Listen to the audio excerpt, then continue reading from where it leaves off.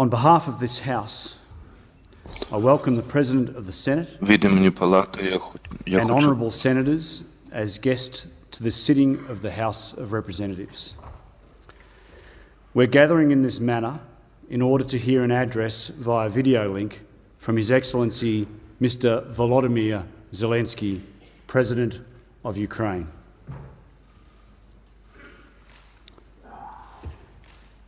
Welcome, Mr. President.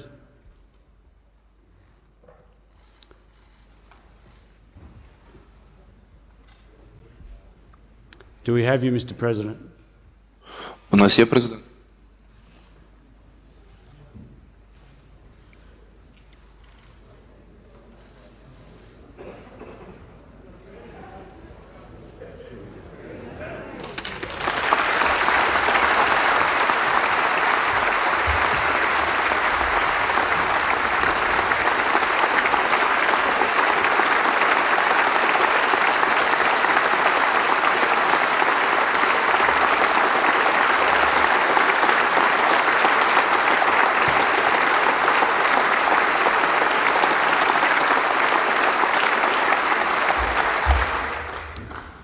Mr. President, on behalf of the Parliament of Australia, I'm proud to be able to extend a very warm welcome to you from the House of Representatives chamber as you join us from Ukraine. Now I invite the Honourable the Prime Minister of Australia and then the Honourable the Leader of the Opposition to make some welcoming remarks. The Prime Minister has the call. Thank you, Mr. Speaker. Mr. President, Ukraine and Australia are separated by half the earth. Our languages, accents, histories and cultures are different, but we share an affinity for democracy, for freedom, freedom of speech, expression and a free press, for the right to live free of coercion, intimidation and the brute fist of force, and a belief in our shared human dignity. Mr. President, the people of Australia stand with Ukraine in your fight for survival. Yes, you have our prayers, but you also have our weapons, our humanitarian aid, our sanctions against those who seek to deny your freedom, And you even have our coal, Mr. Speaker. And there will be more. Today I announce an additional package of defensive military assistance to assist in the defence of your homeland, including tactical decoys, unmanned aerial and unmanned ground systems, rations and medical supplies. Mr. President, our pledge is that when freedom prevails, Australia will help the people of Ukraine rebuild as well. Here today, in the home of Australia's democracy, we welcome you, Mr. President, as a lion of democracy.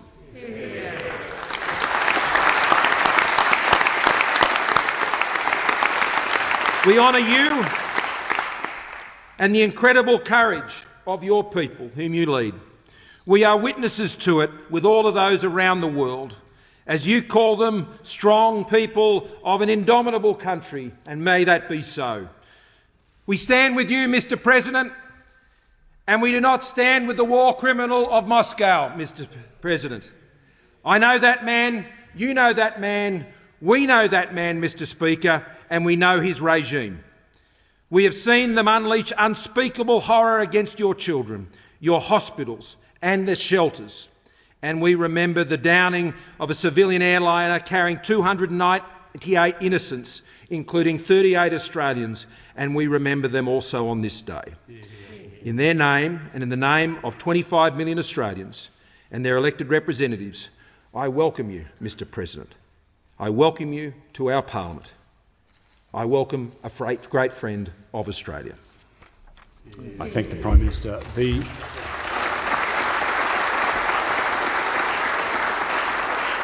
The Honourable, the Leader of the Opposition.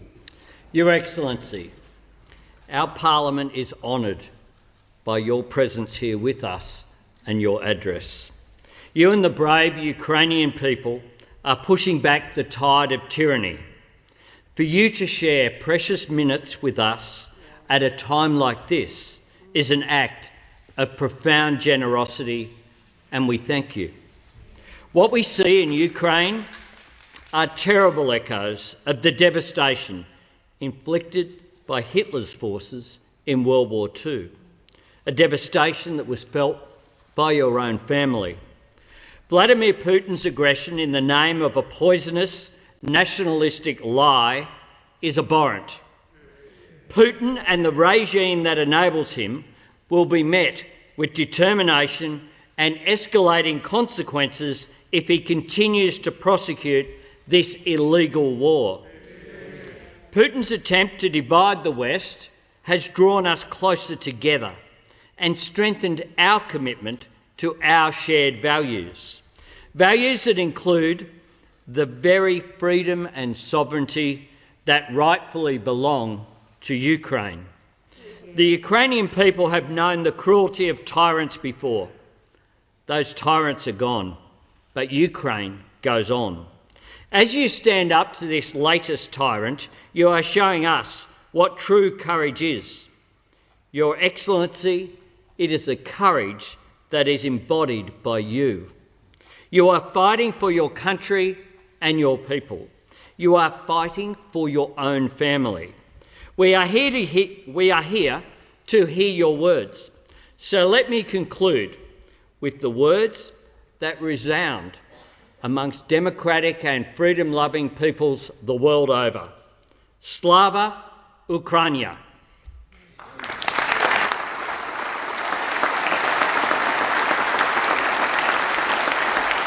I thank the Leader of the Opposition. President Zelensky, Your Excellency, I now invite you to address members of the House of Representatives and Senators.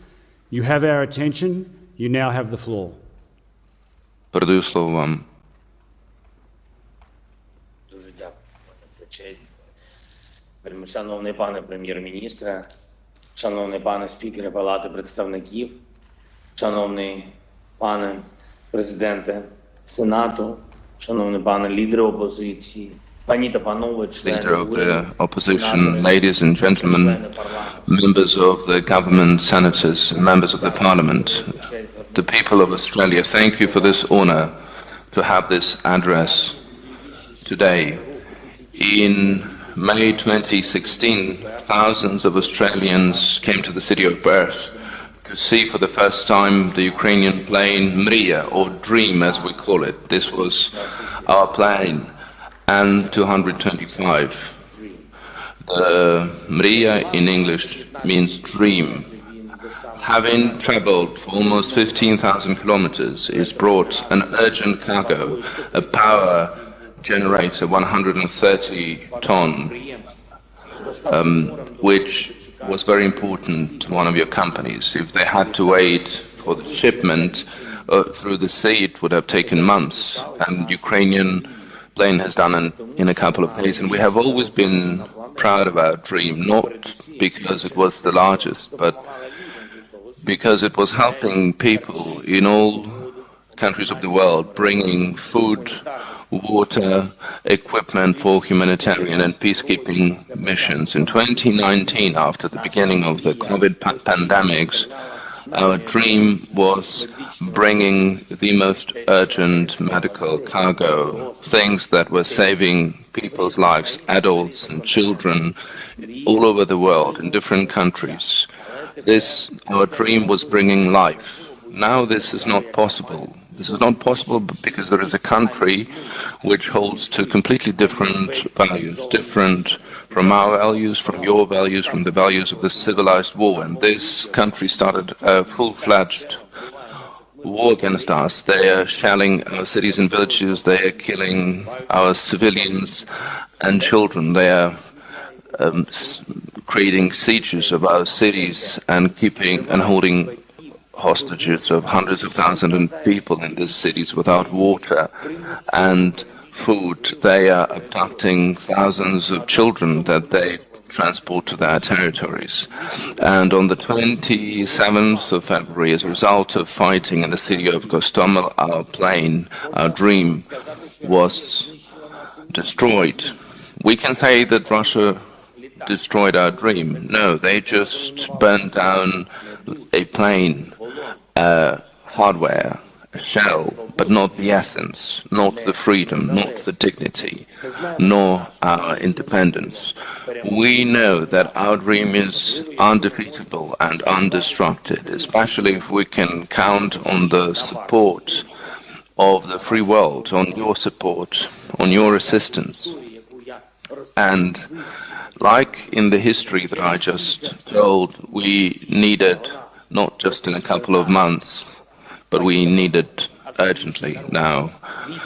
Ladies and gentlemen, the people of Australia, the distance between our countries, as you said, is big. It's thousands of kilometers. We are separated by oceans, seas, and territories of dozens of other countries and time zones. But there is no such thing as distance for the brutality and chaos that Russia brought to the east of Ukraine, into the region of our Black Sea and Azov Sea, to our Ukrainian land. Whatever is happening in our region because of the Russian aggression, what is destroying the lives of people, has become a real threat to your country and to your people as well, because this is the nature of the evil. It can instantly cross any distance, any barriers, destroy lives.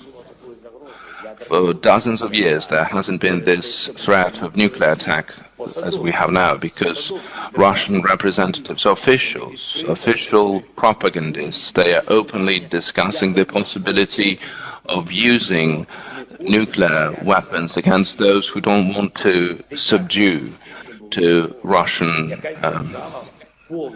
commands. And for dozens of years it has never been that a country would block the whole sea for other vessels of any country.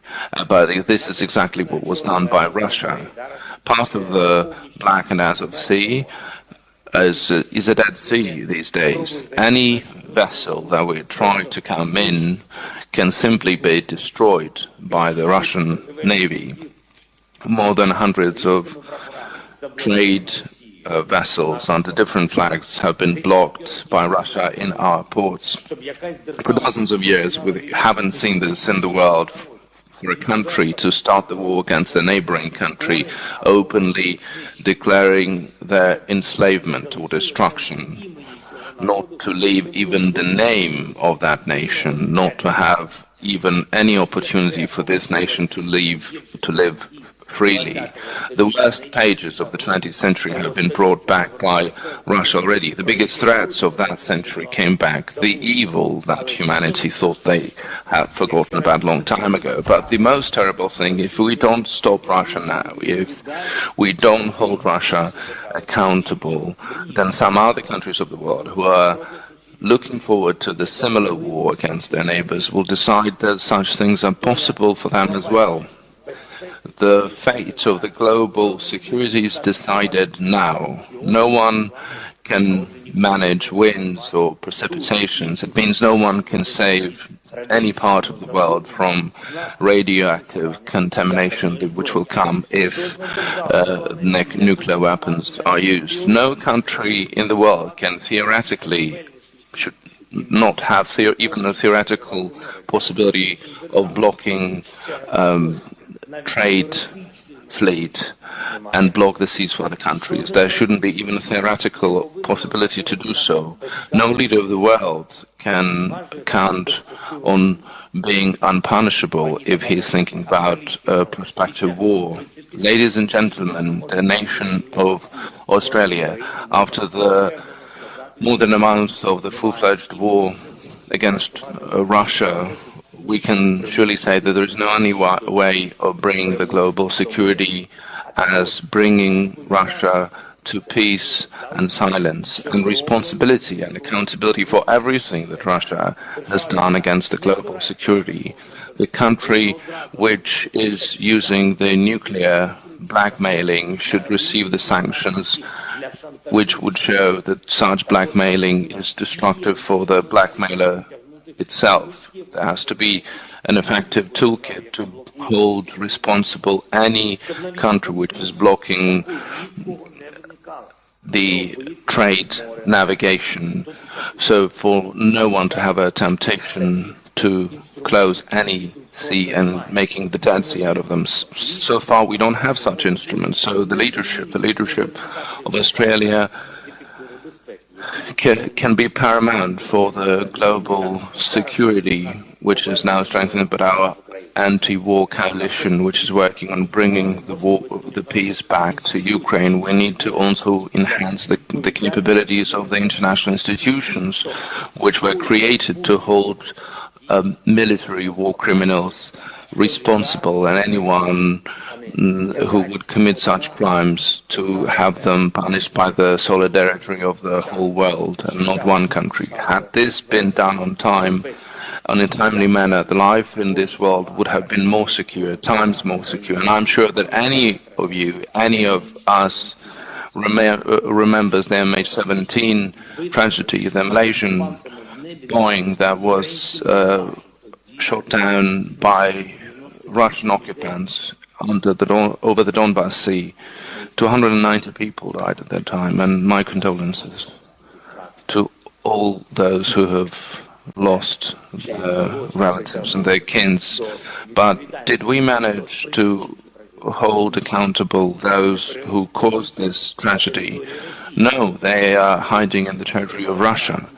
And obviously they've got security guarantees from Russia. Has Russia paid the compensation to the dead and their families? No, and they are still denying their fault in this tragedy. 8 years later, the justice was not achieved, and we don't know how much longer it will take for at least one tragedy to have a proper response from international community, from all of us, and how many new tragedies Russia has created or will create. So the unpunished evil comes back, and I would say unpunished evil comes back with inspiration, with the feeling of almightiness. If the world had punished Russia in 2014 for what it did, there wouldn't be any of these terror of invasion in Ukraine in 2022.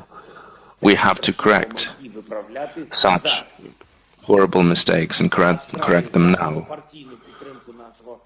The bipartisan support of Australia, of Ukraine, for the support that has been provided, we are extremely grateful. 70,000 tons of coal for our energy. But this is only the beginning. Together, we can and should do more. We need new sanctions against Russia, powerful sanctions, until they stop blackmailing other countries with their nuclear missiles, and they have to pay the highest price for blocking the sea. No Russian vessel should be allowed in other international ports. Buying their oil means paying for the destruction of the global security. We have to stop any business activity of Russia. Any dollar should be spent for the destruction of the people. No single dollar for the destruction of the global security. And we have to stop any intention of Russia to bypass the sanctions. So what kind of sanctions are those? If you can bypass by using simple, uncanny schemes, but most of all, we have to keep those who are fighting against this evil armed, for the evil to be looking for peace. And this has to be decided on the battlefield. For example, you have very good armed personal vehicles, Bushmaster, that could help Ukraine substantially, and other pieces of equipment that could strengthen our position in terms of armament. If you would have an opportunity to share this with us, we would be very grateful. In Ukraine, they will do much more for our common freedom, our common security, than staying parked on your land. So Ukrainian people have demonstrated to the whole world of how much we appreciate the freedom and how committed are we to the protection thereof. Our heroes are fighting against the army, which is considered one of the strongest in the world. But all our people, without exception, already are thinking about the future, about how we are going to live after the war, about restoring our country, our Black Sea region. And we invite prominent countries of the world, leading companies and the best experts to join the project of restoration of Ukraine, to take the city or the sector under your auspices that would require restoration.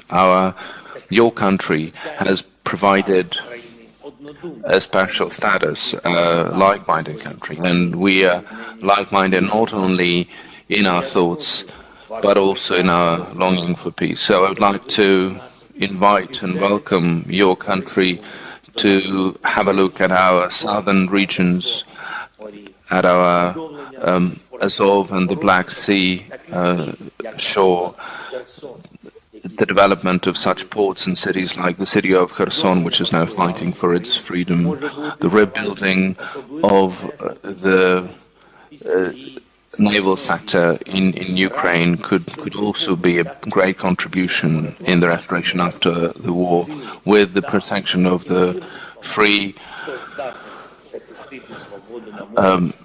naval trading would be a big contribution, because those who can protect freedom in the sea can protect it in the world. And I'm sure, and I believe that you can do it, and I'm sure that our Ukrainian community will join this common work of ours, and that it will support us as strong as they have done it in the past.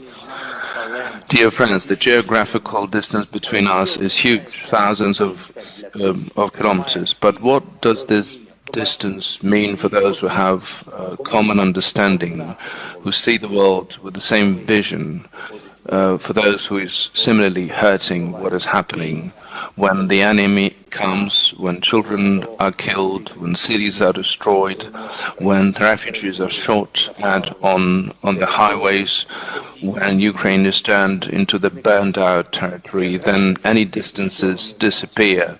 Geography doesn't matter then. What matters is humanity and the dream of bringing back the peaceful life, the dream that we will implement, indeed.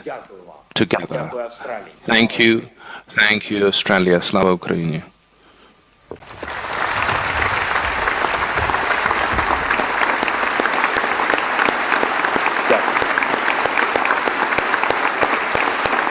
Thank you.